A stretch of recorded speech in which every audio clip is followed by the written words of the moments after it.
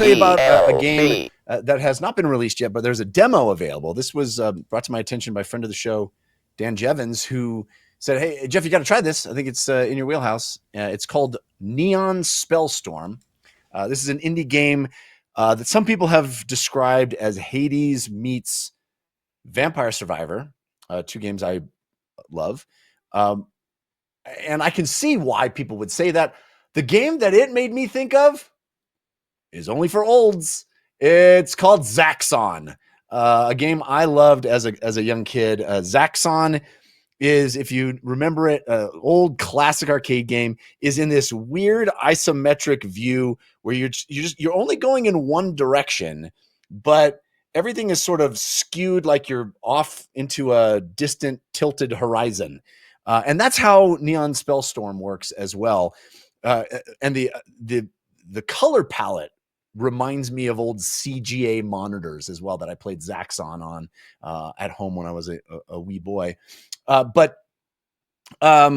It's sort of got this like pink. I mean, it's called Neon Spellstorm, so I guess you could infer that. But it's got this cool pink and blue, like the old CGA color palette. And you are sort of building this ramp, this runway that you are running down. And much like Vampire Survivor or Hades, there are monsters being spawned and going all around you. And you defeat them, and they drop little orbs of experience that if you collect enough of them, you'll level up. And if you level up, you'll get a choice of 3 randomized upgrades that will change your playstyle and give you boosts and bonus and boons. All very cool and fun. I think for this, the way it changes up that formula of Vampire Survivor and Hades, for that matter, is that it is this constant progression forward. And as you move forward, and it sort of constructs the runway in front of you, building it out of blocks that are sort of magnetized to the next level that you're walking towards. It is doing the same in reverse behind you. So the pathway that you've just been walking is dissolving and falling away. And if you didn't grab the orbs of experience that were behind you and you move too far forward, they fall away and or become inaccessible for you. So that is a cool change, because if you've ever played Vampire Survivor, you know that much of that game is circling and leaving areas and then coming back to them to pick up all the orbs that you created in the destruction that you left in your wake.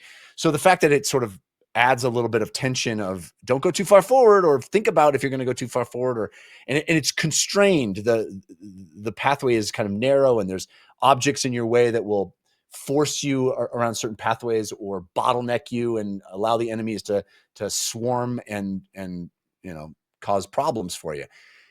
I think the aesthetic is awesome. I think the powers are really interesting and cool. I hope the game, as it gets closer to release, can convey its power-ups in a more cogent, clearer, more emphatic way, because as I leveled up and got these 3 options, very often I was confused as to, I really had a hard time parsing what the upgrade actually did, because it'll be like Ice Blast leads to Sonic, leads to Explosion. And I'm like, what does that mean? And then the other one would be like Ice Blast leads to Laser Bounce. And it's like, I don't know exactly what is communicated to me.